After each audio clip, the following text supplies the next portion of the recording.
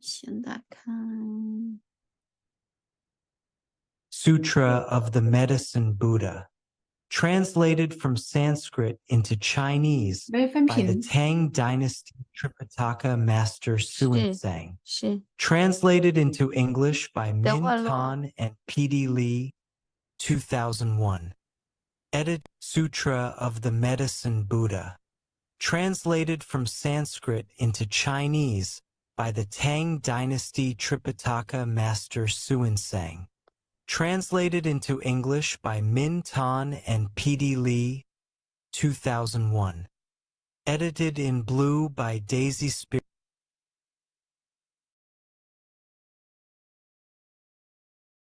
and Enid Spirit.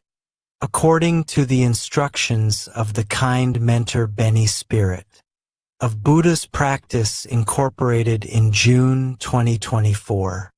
Thus have I heard, once Buddha Sakyamuni, the world-honored one, was traveling throughout the various lands to teach and convert the people. When he arrives in Vaisali, he rested under the tree of music, accompanied by 8,000 great bhiksus. An immeasurably great assembly, including 36,000 great bodhisattvas as well as kings, great ministers, Brahmins, laymen and women, the 8 types of divinities and other human and non-human beings, gathered respectfully around the Buddha as he preached the Dharma. At that time, the Bodhisattva Manjusri, Prince of the Dharma, receiving the awesome spiritual power of the Buddha, rose from his seat, adjusted his robe to bare his shoulder and knelt on his right knee. He bowed deeply, and with palms joined, respectfully addressed the Buddha.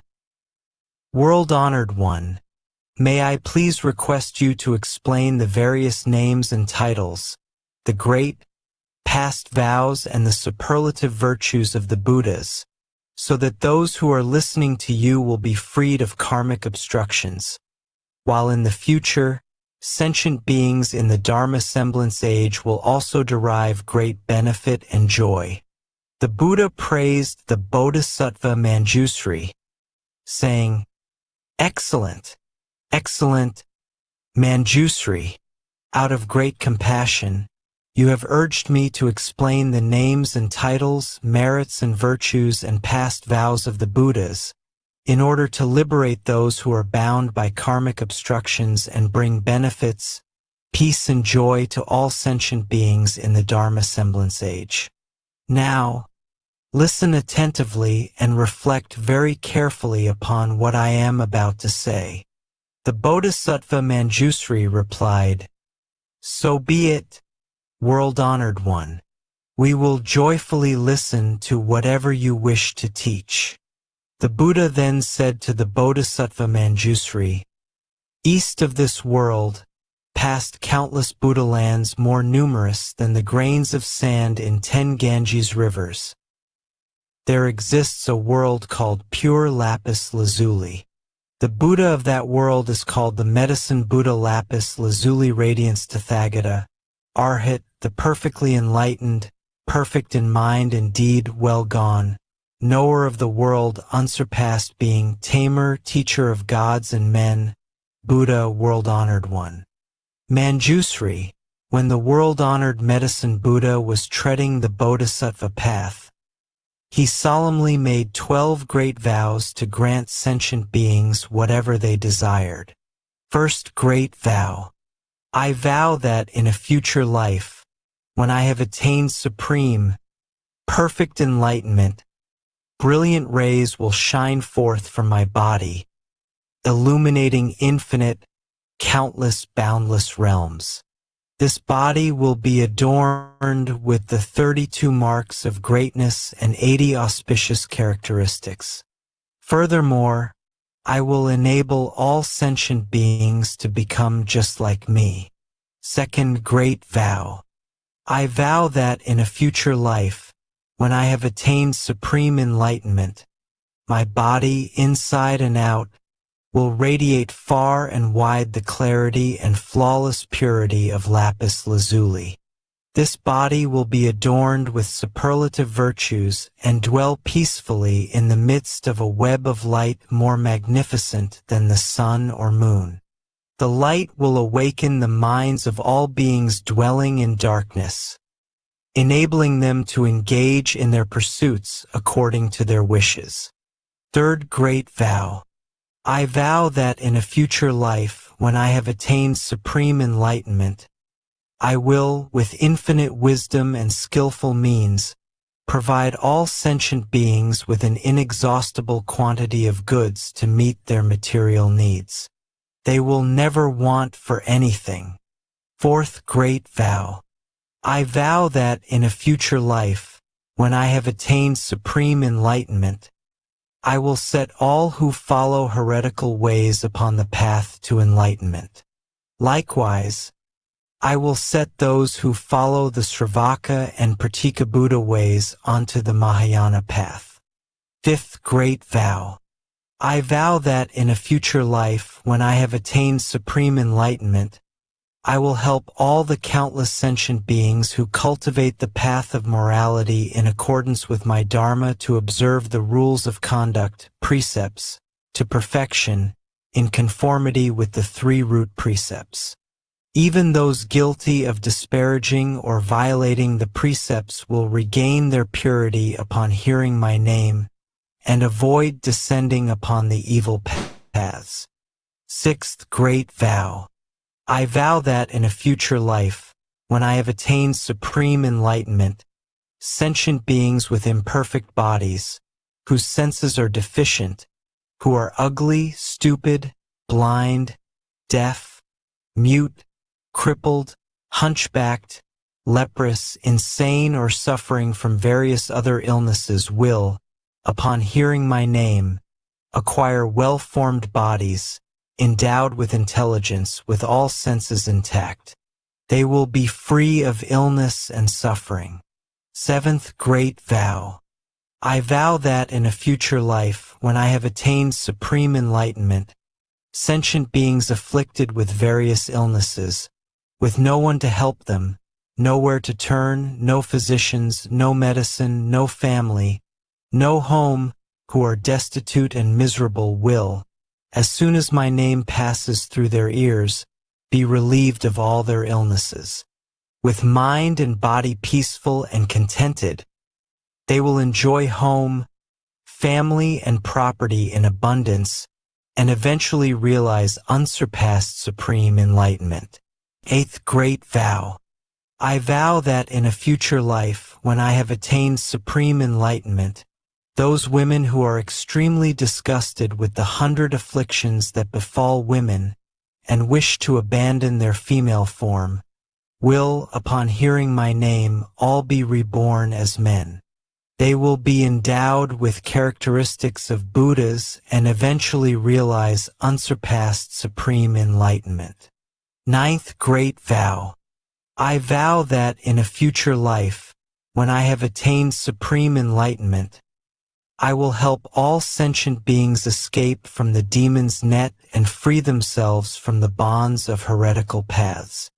Should they be caught in the thicket of wrong views, I will lead them to correct views, gradually inducing them to cultivate the practices of Bodhisattvas and swiftly realize supreme, perfect enlightenment.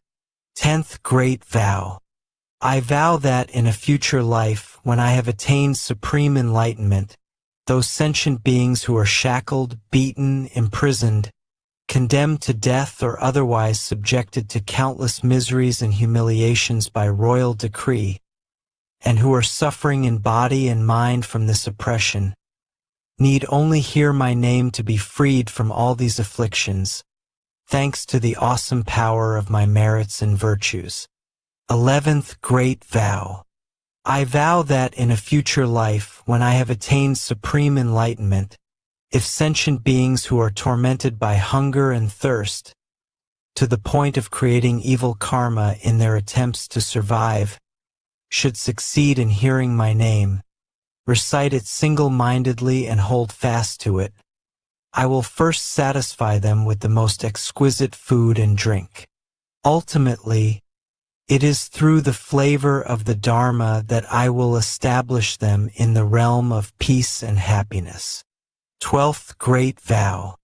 I vow that in a future life, when I have attained supreme enlightenment, if sentient beings who are utterly destitute, lacking clothes to protect them from mosquitoes and flies, heat and cold, and are suffering day and night, should hear my name, recite it single-mindedly and hold fast to it, their wishes will be fulfilled.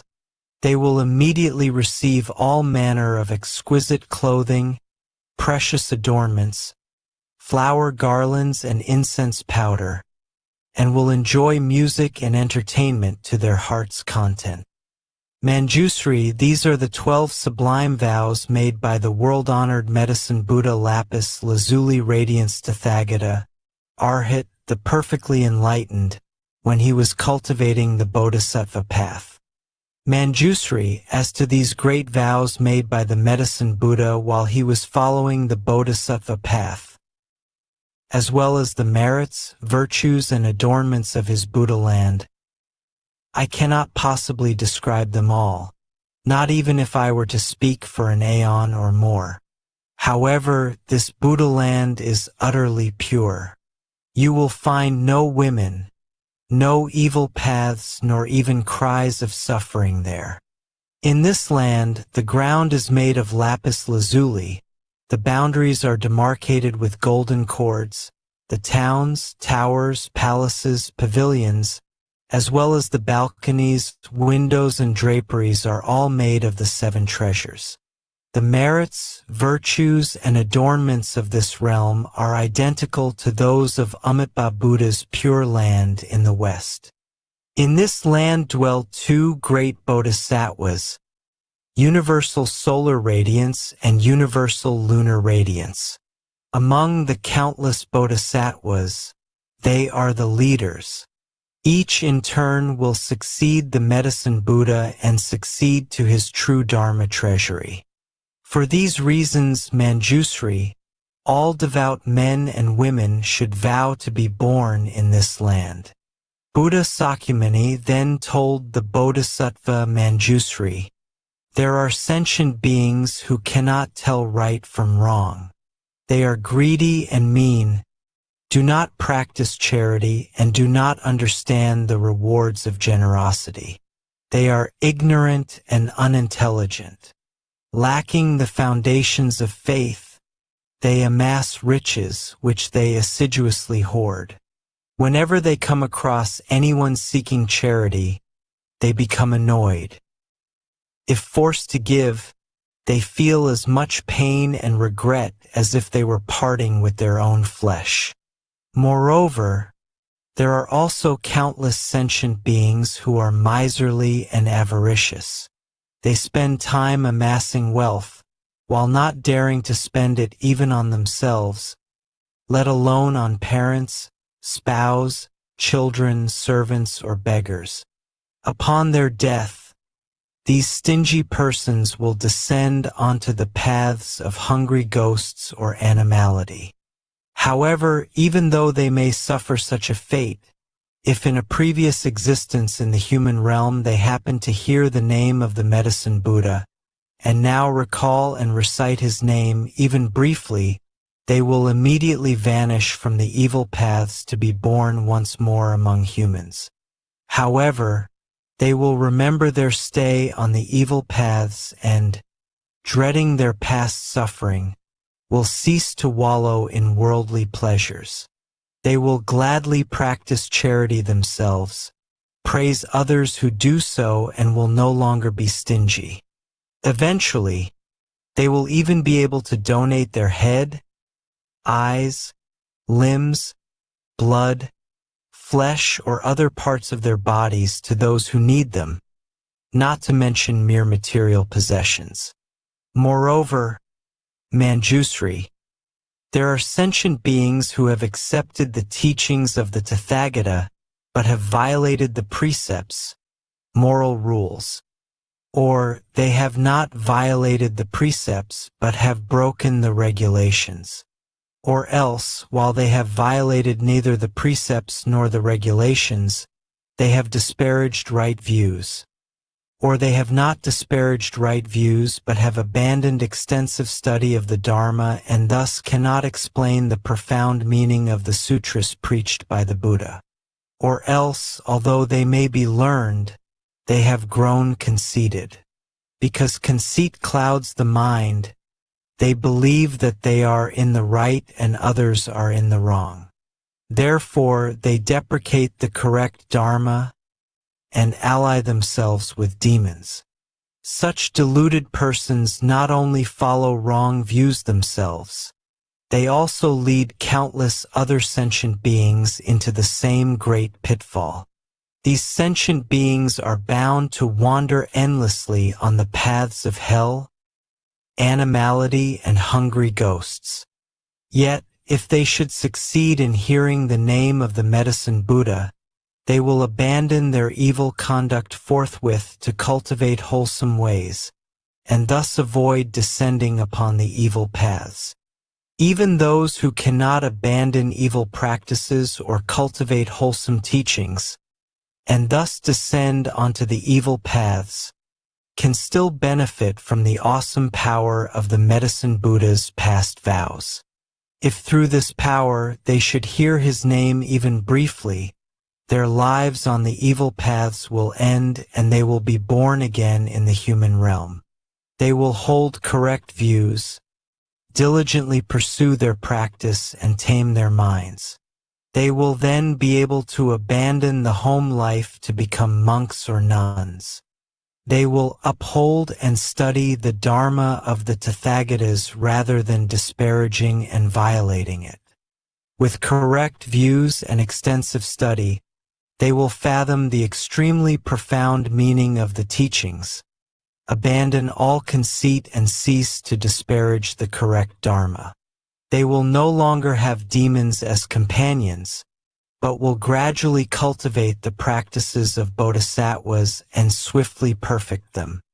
Moreover, Manjusri, there are sentient beings who are avaricious, envious, jealous, and accustomed to praising themselves and disparaging others. They are bound to sink onto the three evil paths, suffering intense misery for countless thousands of years. When this intense suffering comes to an end, they will be born in the human world as oxen, horses, donkeys, or camels. Often beaten and mistreated, they will suffer hunger and thirst and constantly travel along the road carrying heavy loads.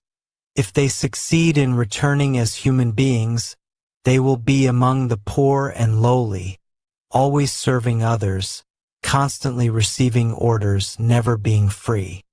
However, if any of them, in a former incarnation as a human being, have heard the name of the world-honored Medicine Buddha and, as a result of this good cause, now remember and single-mindedly take refuge in him, they will, thanks to this Buddha's spiritual powers, escape all suffering.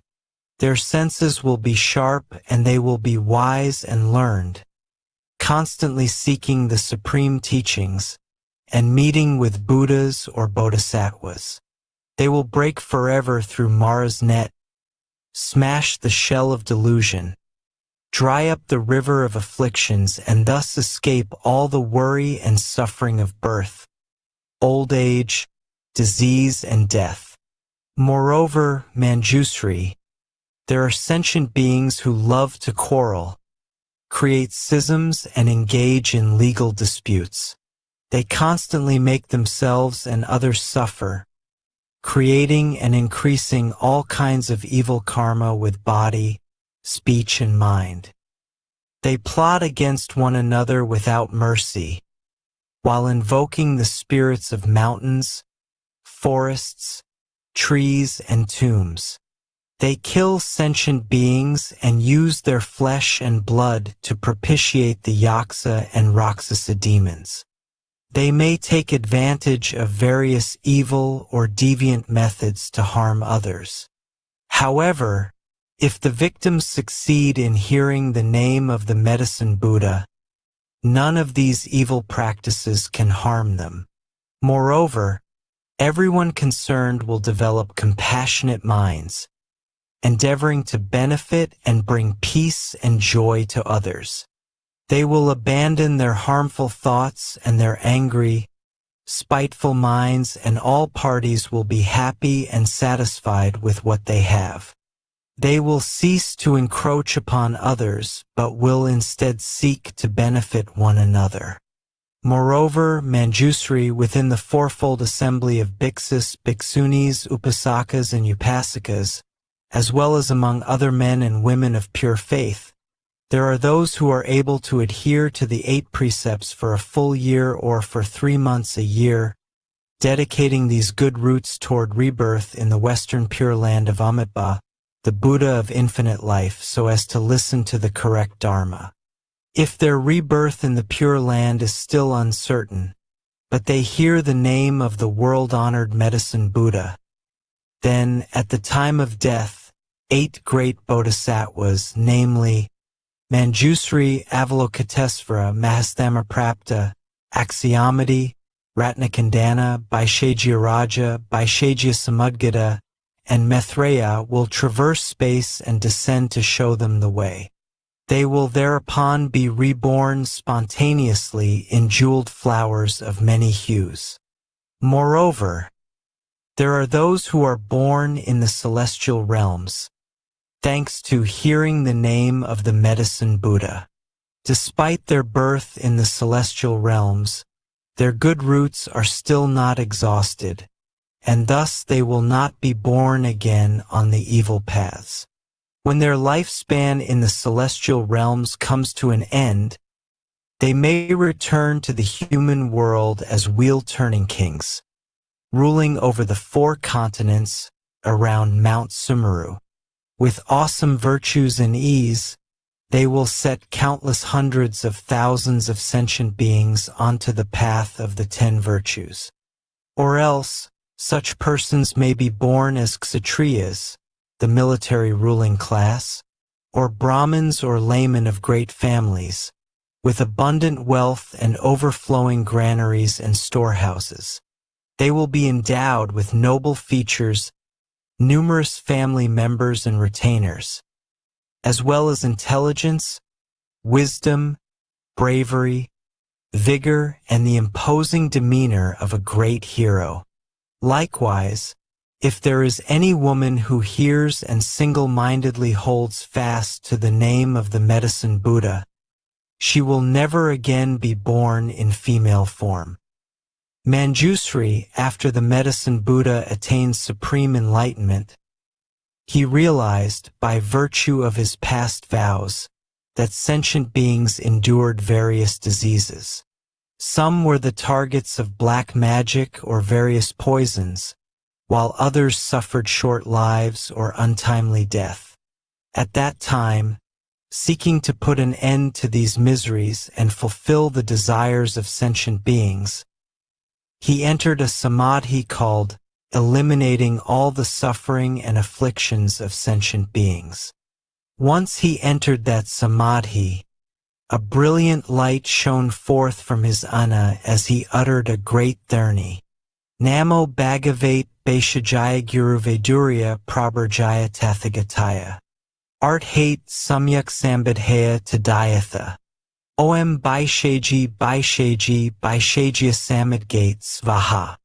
As soon as the Medicine Buddha, in his radiance, had uttered this tharni, the entire cosmos rumbled and shook. Brilliant lights shone forth, allowing all sentient beings to escape disease and suffering and enjoy peace and happiness. Manjusri, if you come across any man or woman suffering illness, you should constantly cleanse him, bathe him, and rinse his mouth. You should single-mindedly recite this tharni 108 times on his behalf, over his food, medicine, or water from which insects have been removed. Once he has consumed the food or drink, his illness and suffering will disappear. If the patient has a particular wish and single-mindedly recites this therni, his wish will be fulfilled. He will be free of disease, enjoy a longer life, and, at death, be born in the realm of the Medicine Buddha. He will then be beyond retrogression and eventually realize supreme enlightenment. Therefore, Manjusri, any man or woman who single-mindedly reveres and respectfully makes offerings to the Medicine Buddha should constantly recite this therni, never letting it out of his mind. Moreover, Manjusri, upon hearing the various names of the Medicine Buddha lapis lazuli radiance Tathagata, Arhat, the perfectly enlightened, men and women of pure faith should recite and hold fast to this name. Each morning at dawn, having bathed themselves and cleaned their teeth, they should make offerings of fragrant flowers, incense, perfume, and various kinds of music before an image of this Buddha. Furthermore, they should copy this sutra or have others do so, as well as single-mindedly recite it and listen to explanations of its meaning. They should offer all the necessities of life to the Dharma masters who teach this sutra, making sure they lack nothing. In this way, devout men and women will be under the protection of the Buddhas. All their wishes will be fulfilled and they will eventually realize supreme enlightenment. The Bodhisattva Manjusri then respectfully addressed the Buddha, "O world-honored one, I vow that in the Dharma semblance age, I will use every skillful means to help men and women of pure faith hear the name of the world-honored Medicine Buddha. Even in their sleep, I will awaken their consciousness with the name of this Buddha. O world-honored one, if any devout person should read, recite and uphold this sutra or lecture upon it, explaining its meaning to others, or copy it or have others copy it, or if they should pay it the utmost reverence, adorning it with fragrant flowers, perfumes, incense powder and sticks, garlands, necklaces, banners, canopies, dance and music, and protecting it with precious, multicolored cloth, and if they should prepare a clean site, erect a high altar and place the sutra upon it, the four great celestial kings, their retinues as well as countless hundreds of thousands of other divinities, will thereupon proceed to this place to make offerings and guard this sutra. World-honored one, wherever this treasure of a sutra has spread and there are people capable of upholding it, you should know that, thanks to the Medicine Buddha's past vows, his virtues and the power of his name, the place will be free of untimely death. In that place, there will no longer be evil demons or spirits to sap the vital energy of the people. Even if there were, these devout men and women would recover, enjoying good health and peace of mind. The Buddha then spoke to Manjusri, so be it, Manjusri. It is just as you say. If men and women of pure faith wish to make offerings to the world-honored Medicine Buddha, they should first make an image of this Buddha, and then place it upon a pure, clean altar. They should scatter all kinds of flowers, burn all varieties of incense, and adorn the place with banners and pennants. For 7 days and nights they should adhere to the 8 precepts, consume only pure food, bathe and perfume themselves, put on clean, fresh clothing, and keep their mind undefiled, free of anger or malice. They should develop feelings of kindness, compassion, joy, and giving toward all sentient beings, while bringing them benefits, peace, and happiness. They should play music and sing the praises of the Medicine Buddha, while circumambulating his image in a rightward, clockwise direction. Moreover, they should bear in mind his merits, virtues, and past vows. While reading and reciting this sutra, reflecting on its meaning and explaining it to others. Whatever they wish will then be fulfilled, whether it be longevity, wealth, or anything else, such as official position or the birth of sons and daughters. Moreover, if any sentient beings suddenly suffer nightmares and witness all kinds evil omens, such as flocks of strange birds, or hundreds of ominous signs throughout their homes, they need only venerate the world-honored Medicine Buddha with all kinds of wonderful offerings, and the nightmares, evil omens, and inauspicious signs will all disappear, no longer able to cause them harm. If any sentient beings are in fear of water, fire, knives, poison, falling off a precipice, or of vicious beasts, such as wild elephants, lions, tigers, wolves, bears, venomous snakes, scorpions, centipedes, millipedes, infectious mosquitoes or gnats, they need only single-mindedly recall and recite the name of the Medicine Buddha, while respectfully making offerings to him, and they will escape all these terrors. If a country should be subject to foreign invasion, banditry, or rebellion, the inhabitants need only recall and recite the name of the Medicine Buddha, while paying homage to him, and all these calamities will likewise disappear. Moreover, Manjusri, there are men and women of pure faith who throughout their lives have not worshipped any deities, but have single-mindedly taken refuge in the Buddha, the Dharma, and the Sangha, and upheld the precepts, the 5 or 10 lay precepts, the 400 Bodhisattva precepts, or the 250 bhiksu or 500 bhikshuni precepts. However, if any of them have violated the precepts they have taken and fear falling onto an evil path, they should concentrate on reciting the name of the Medicine Buddha and respectfully make offerings to him. They will then certainly avoid rebirth on the 3 evil paths. If women who experience extreme pain during childbirth can, with utmost sincerity, recite the name of the Medicine Buddha, praise, venerate, and make offerings to him, they will be relieved of their suffering. The children born to them will be without defects, attractive in appearance, causing those who see them to rejoice. They will be endowed with keen senses and intelligence, along with a quiet disposition. They will seldom become ill, nor will evil spirits sap their vital energy. The world-honored one then asked Ananda, I have just extolled the merits and virtues of the world-honored Medicine Buddha. These merits and virtues are the extremely profound practices of all Buddhas, but are difficult to explain. Do you have faith in them or not? Ananda respectfully replied, O great virtuous world-honored one, I do not have any doubts about the sutras preached by the Tathagatas. Why? It is because the Tathagatas' karma of body, speech, and mind are all pure. O world-honored one, the sun and the moon may fall, Mount Sumeru, the majestic king of mountains, may tremble, but the words of the Buddhas can never change.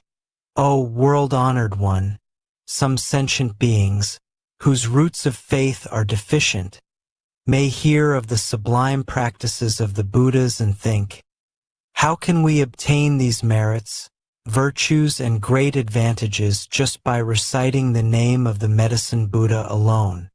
Because of this lack of faith, they even develop disparaging thoughts, thus forfeiting great benefits and remaining in the long, dark night of ignorance.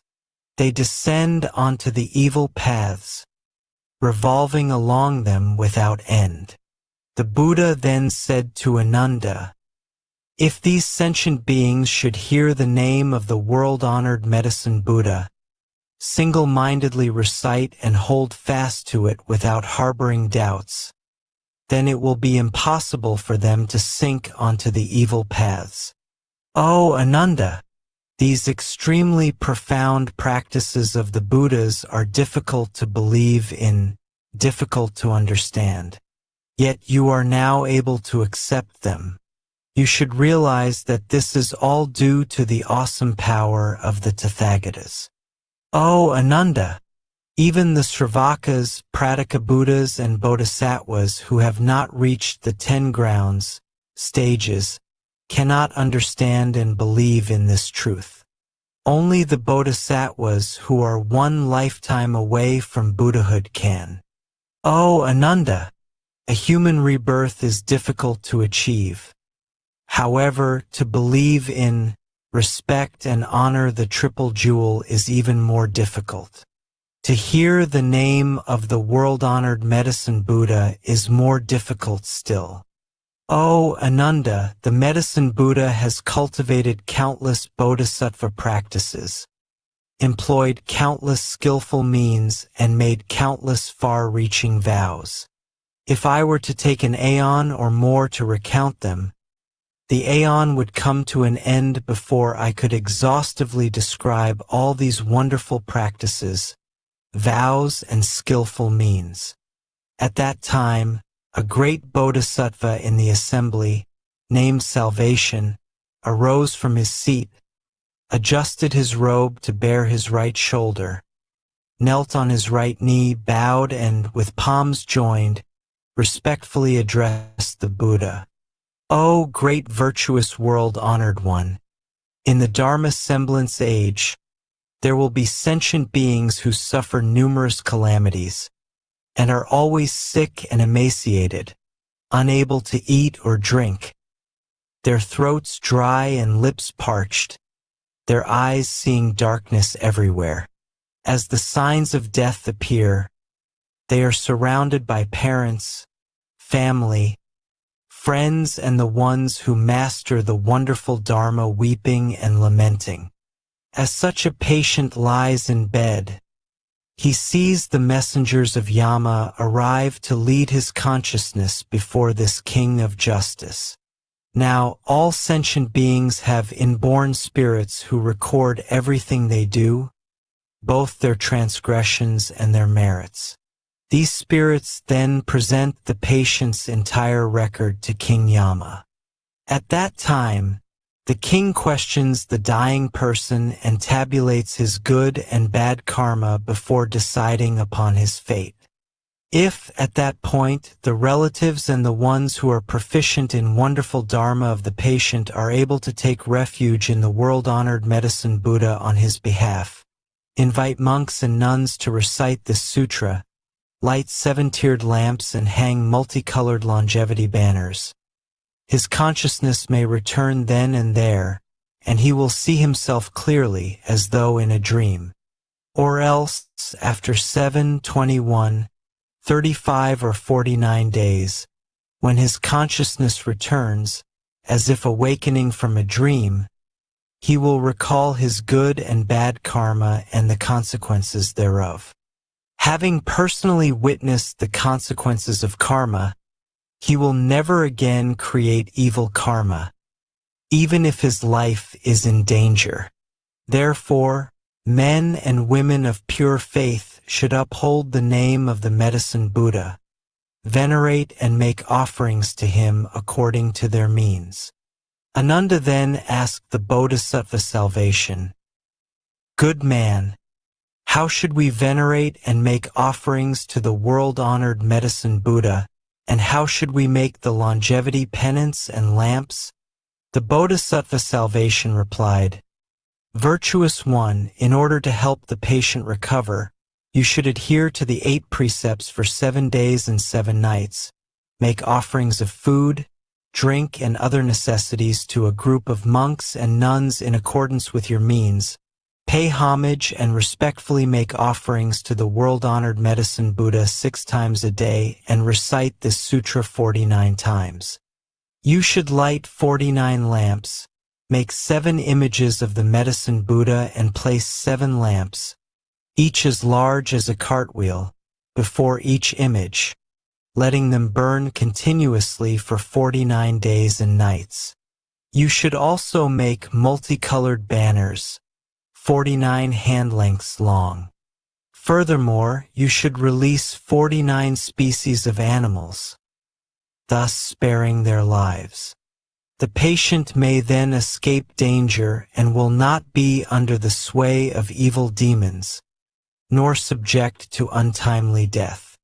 Moreover, Ananda, when the anointed Kshatriya kings find themselves beset by calamities, such as epidemics, foreign invasion, internal insurrection, an adverse alignment of the stars, an eclipse of the sun or the moon, unseasonable storms, or a failure of the monsoons, they should develop compassionate feelings toward all sentient beings.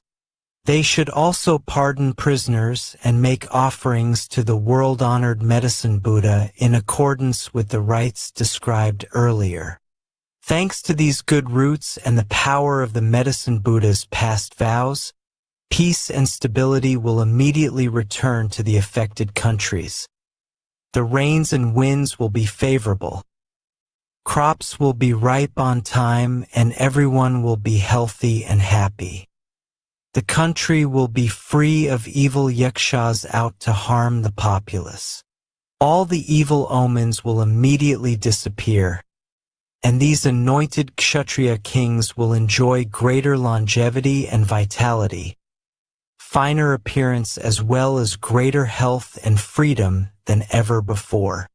O Ananda, the queens, consorts, princesses, royal heirs, great ministers, court ladies, officials, or commoners who suffer disease and other misfortunes should also make offerings to the Medicine Buddha. They should make multicolored longevity banners, light lamps, ensuring that they burn continuously, liberate all kinds of animals, scatter flowers of various colors, and burn various kinds of incense renowned for their fragrance. They will then recover from disease and escape misfortune. Ananda then asked the Bodhisattva salvation, "Good man, how can an expiring lifespan be lengthened?" The Bodhisattva salvation replied, "Virtuous one, did you not hear the Tathagata explain the 9 forms of untimely death? I would urge everyone to make longevity banners and lamps and cultivate merits and virtues. Thanks to such cultivation, they will escape suffering and misfortune throughout their lives." Ananda further asked, "What are the 9 forms of untimely death?" The Bodhisattva salvation replied, "Some sentient beings contract a minor illness which goes untreated for lack of a physician or medicine. Or else, even though there is a physician, he prescribes the wrong medicine, causing premature death. Or the patients, believing the false pronouncements of earthly demons, heretics, or practitioners of black magic, may panic, unable to calm their minds. They may then engage in divination or perform animal sacrifices in order to propitiate the spirits, praying for blessings and longevity, all in vain. Through ignorance, confusion, and reliance on wrong, inverted views, they meet with untimely death and sink into the hells, with no end in sight. This is the first form of untimely death. The second form is execution by royal decree. The third is losing one's vitality to the demons through hunting, gambling, debauchery, drunkenness, or extreme dissipation. The fourth is death by fire. The fifth is death by drowning. The sixth is being devoured by wild animals. The seventh is falling off a mountain or a cliff. The eighth is death by poison, incantations, evil mantras, or demons raised from the dead. The ninth is from hunger or thirst, for lack of food and water. These are the 9 forms of untimely death, mentioned by the Tathagatas. There are also countless other forms which are too numerous to describe. Moreover, Ananda, King Yama is responsible for keeping the karmic register of everyone in the world. If sentient beings have been unfilial, committed the 5 cardinal sins, disparaged the triple jewel, broken the laws of the land, or violated the major precepts, King Yama will mete out punishment according to the infraction. Therefore, I urge sentient beings to light lamps, make banners, liberate animals, and cultivate merits in order to avoid suffering and misfortune. At that time, there were 12 powerful Yaksa generals in the great assembly named Kambira, Vajra, Mahira, Andira, Anila, Sundila, Indra, Padra, Makura, Sindura, Katura, and Vikarala. Each was accompanied by a retinue of 7,000 yaksas. They all raised their voices in unison and said respectfully to the Buddha, "O world-honored one, today, thanks to the Buddha's awesome power, we have succeeded in hearing the name of the Medicine Buddha and no longer fear descending onto the evil paths. Together, with one mind, we take refuge in the Buddha, the Dharma, and the Sangha for the rest of our lives and pledge to support all sentient beings, bringing them genuine benefits and joy. Wherever this sutra circulates or wherever there are sentient beings who hold fast to the name of the Medicine Buddha and respectfully make offerings to him, whether in villages, towns, kingdoms, or in the wilderness, we will all protect them. We will release them from all suffering and calamities and see to it that all their wishes are fulfilled. Sentient beings afflicted by disease or calamity and wishing to escape should also read or recite this sutra. They should knot our names with multicolored strands, untying them when their wishes are fulfilled." Thereupon, Buddha Sakyamuni praised the great Yaksa generals with these words, good indeed, great Yaksa generals.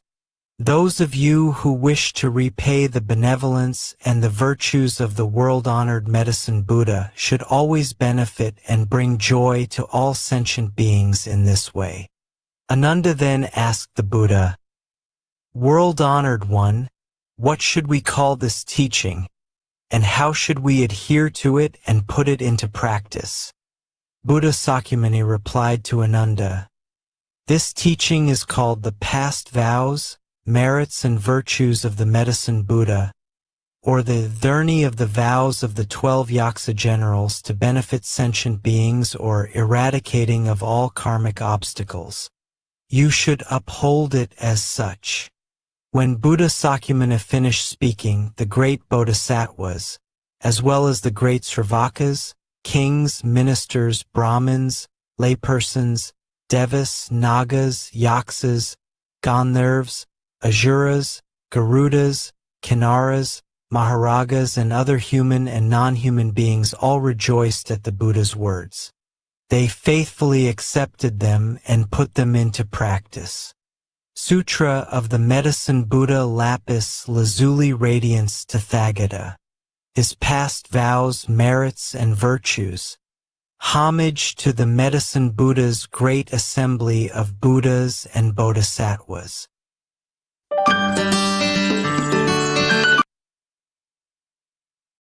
Yes, thank you so much, Daisy, for your time in homage to Buddhas and Bodhisattvas of the Assembly of the Medicine Buddha Sutra. All right, okay, see you then. It's a beautiful day. Have a beautiful day. Bye.